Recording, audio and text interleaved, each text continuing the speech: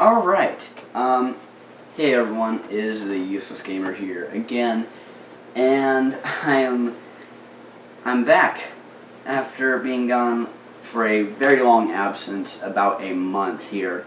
So, and you might also notice a new angle that I'm using. I have a desk, I have a computer, it's nice, and you know, it looks nice.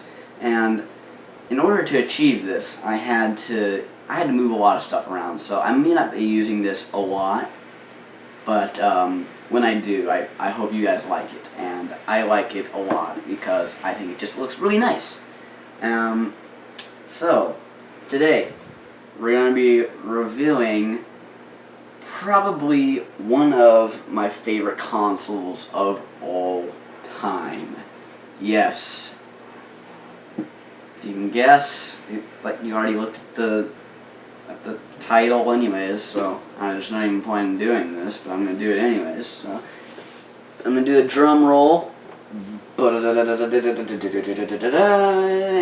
it's the Nintendo Entertainment System.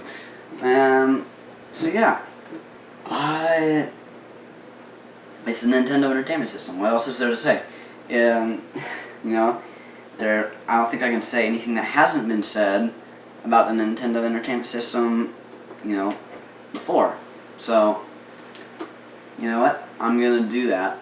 But I'm going to say something that hasn't been said about the Nintendo Entertainment System before. I'm going to say, this thing reminds me of bananas eating monkeys. Alright? So, first of all, before I talk about the console, I'm going to talk about, what's a console without its controller, right? So, once I get this stupid knot, anyways, so I'm going to talk about the controller, and I think the controller is very iconic when it comes to design-wise, and, if you show this to anyone and, like, scraped off a Nintendo brand, at least 1 out of 4 people, 2 out of 4 people would say, oh yeah, that's a Nintendo controller. So, if you show this to someone, they will probably know what this is. It's very iconic in, just the shape and, like, the form factor behind it. It just all is very iconic. But how does it play? How does it feel when you're using the controller in your hands? Not very good. I'm going to be totally honest here. It doesn't feel that great.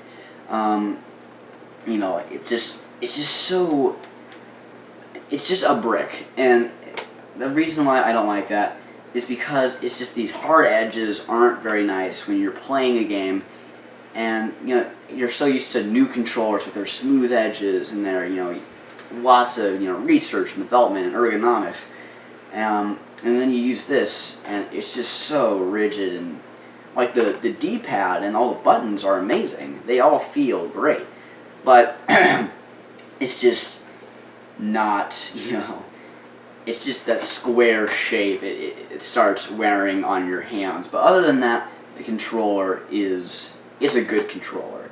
It's durable, and I can go like that and it won't break it. So, you know what you use, these two combined, you play games, right? That's what you do with a console, play video games. And now you can use the internet, but who uses the internet on Xbox One, PS4? Yeah, that's why you have a computer. So yeah, a couple games that I really like for the Nintendo Entertainment System are games like Contra, Castlevania, Mega Man 3. I haven't played Mega Man 2, but all the Super Mario Brothers games. These are all fantastic games that are on the Nintendo Entertainment System now. You may be saying, well, why not just use emulators? Why not just use like ROMs and ROM hacks and all this stuff? Well, my response to this is there's nothing like using the real thing. It's like if you're making like garlic mashed potatoes. There's a difference between putting garlic in it and then like roasting the garlic and stuff. It's just not the same thing. If you catch what I'm meaning here. So yeah, I just like the experience. Maybe you can call me a purist, but I like just playing real thing. It's just so much cooler. Instead of, saying, I'm playing it off the internet and I'm using a ROM hack. But, with this, you can say, yeah, I got a Nintendo Entertainment System, and, I got cartridges for it, and I got the controller. But, sorry, I got all rambly. I was rambling. I'm sorry about that. So, now that I've talked about the controller, now that I've talked about a few games that I think are really great on the system, I'm going to talk about the console itself, That's what everyone, or at least the 3 people that are going to be watching this, thank you anyways. I really appreciate it. 3 people came here to see the Nintendo, the original Nintendo Entertainment System, and this is also another very iconic thing. You show almost any gamer that is like at the age of 20 or a little bit older, and they will know what this is. It's very iconic. But when it comes to putting like this on like a shelf or something like that, it's just very bulky and big,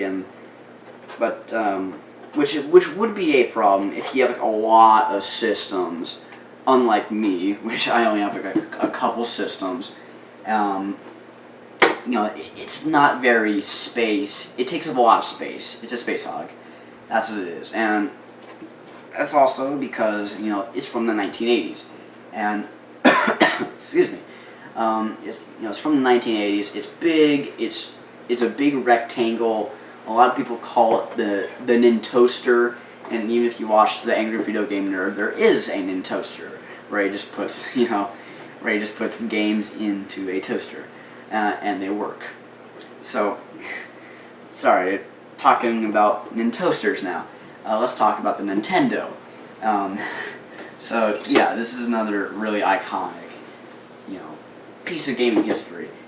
But yeah, so it's just very 80s, from all the way from the little controller ports and the reset button, which I don't get why they don't put that on consoles anymore. I would love to have a reset button. Sony, Microsoft, if you ever come out with a newer version of the Xbox One, PS4, please put a reset button on it. Everyone that is like a gamer's, at least for me, that is one of my favorite things to do when I'm playing on a console, is push the reset button. Alright, that was the power button. I'm a noob. I love a reset button on it. It's really cool. And look at the channel 3, channel 3, channel 4 switches, and the RF switch if you have one of those. But yeah, sorry. Alright. So in a final verdict, I would say this is a really good console. You can get them for pretty cheap. I got this one for about $20, and it doesn't, it works really good. I think it's great. I just cleaned up a little bit, and it looks almost brand new. And so you can get them for pretty cheap right now. The games, the price range is around, depending on what you're getting, is normally around $20 to $60. So you're paying the price for a brand new AAA game as you're paying for, a game from the 1980s all the way to 1993, I believe, is when they stopped supporting this thing.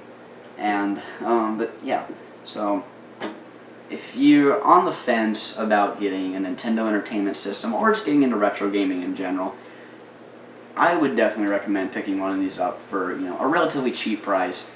I got this with just one controller and a power brick, and that was about it. And so yeah, just pick one of these up. I like it a lot, and I think you will too. And I'll see you guys in the next video. Bye bye.